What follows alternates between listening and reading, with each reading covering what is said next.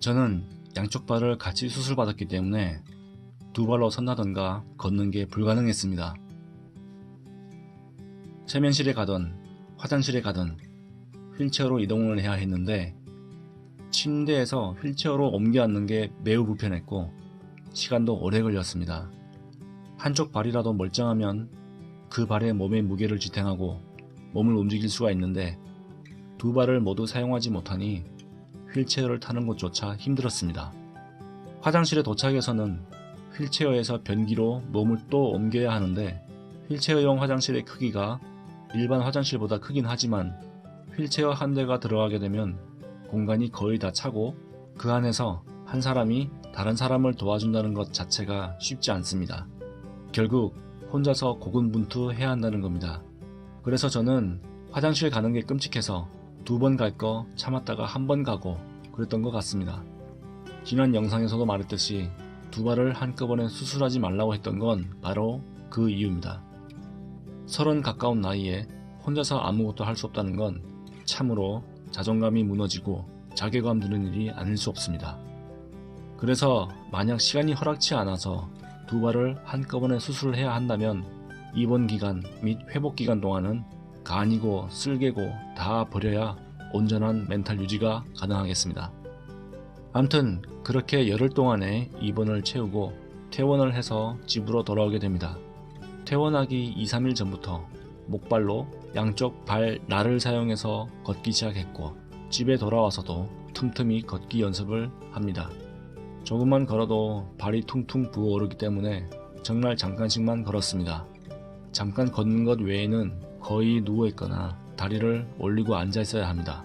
그리고 수시로 발가락을 굽혀주는 운동을 해야 발가락 관절이 굳어버리지 않는다고 해서 발가락 운동도 자주 해주었습니다. 그렇게 하루하루 회복해 나가던 어느 날 수술한 발을 보는데 이상한 게 느껴졌습니다. 하루는 수술한 엄지발가락 운동을 하고 있었습니다. 어떤 운동이냐면 엄지발가락을 위로 굽혔다 아래로 굽혔다 하는 단순한 동작인데요. 굽히지 않을 때는 발가락이 일자인데 굽힐 때는 안쪽으로 휘면서 굽는 겁니다. 좀 이상하긴 했지만 그 당시에는 그리 심각하게 생각하지 않았습니다.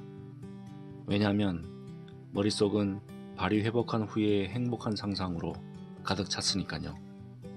1주일, 2주일 시간이 지날수록 발의 붓기도 조금씩 빠져갔고 집안에서는 발 뒤꿈치로 걸어 다녔고 외출할 때는 목발을 사용했습니다.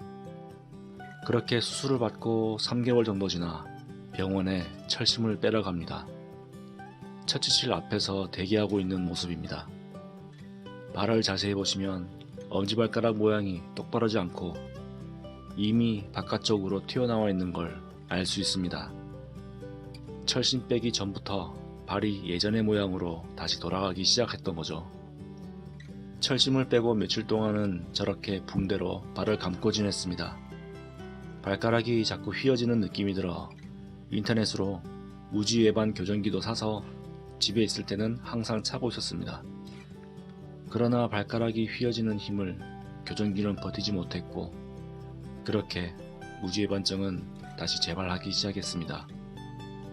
시중에 무지외반증 교정기라고 해서 많은 종류가 있고 호기심과 기대감으로 구입하신 분들이 많을 텐데요. 제 경험으로 말씀드리면 시중의 무지외반증 교정기는 이미 진행되고 있는 무지외반증은 교정해줄 수 없다고 생각합니다. 단 정상적인 발인데 평소 볼이 좁은 신발 또는 하이힐을 신으시는 분들 그리고 무지외반증이라고 하기에는 좀 애매하게 발가락이 휘어진 분들은 예방 차원에서 그리고 진행을 늦춰줄 수는 있겠지만 일단 휘어져 버린 뼈는 저런 교정 제품들로는 되돌릴 수가 없습니다. 돈 낭비하지 마시고 그냥 집에서 손으로 자주 발가락 마사지라던가 발가락 쫙 펴기 운동을 해주시는 게 더 낫다고 생각합니다.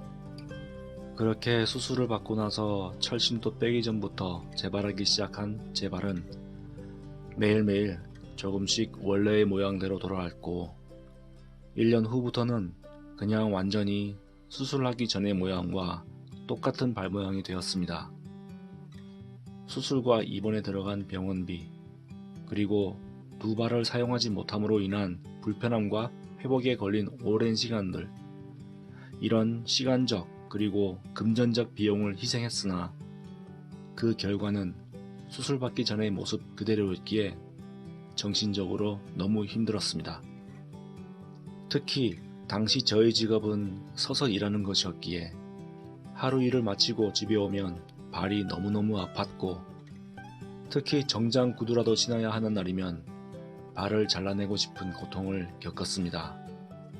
저는 신발도 볼 접은 모양은 엄두도 못 낼 뿐더러 저의 정상적인 신발 치수는 270이지만 항상 285를 신어야 했습니다. 그래야 엄지발가락과 새끼발가락이 신발과 닿아서 발생하는 통증을 최소한으로 할 수 있었기 때문입니다. 저의 무지반증의 가장 큰 문제는 튀어나온 뼈 부분이 신발과 마찰해서 생기는 통증보다 걷는 행위 그 자체가 고통이었습니다. 제1중족골과 제1족지가 뒤틀려 있기에 걸을 때마다 틀어진 부분에서 발생하는 통증이 매우 컸습니다. 이건 편한 신발을 신던 슬리퍼를 신던 상관없이 아팠습니다.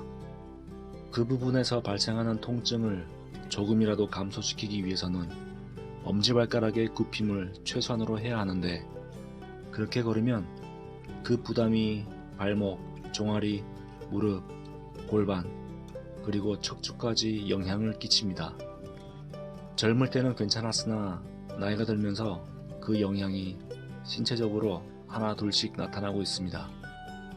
정상적인 발을 가진 분들은 무지외반증으로 고생하는 분들의 고통을 알기 힘듭니다. 사람은 활동을 해야 하는데 활동하기 위해서는 반드시 사용해야 하는 게 발입니다. 서 있어야 하고 걸어야 하니까요.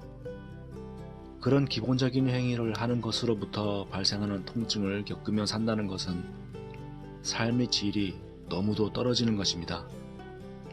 아침에 눈을 뜨고 자리에서 일어나자마자 시작되는 고통으로 몸은 물론 마음까지 피폐해져 갑니다. 도저히 이렇게 살 수는 없다고 생각해서 저는 재수술을 생각하게 됩니다.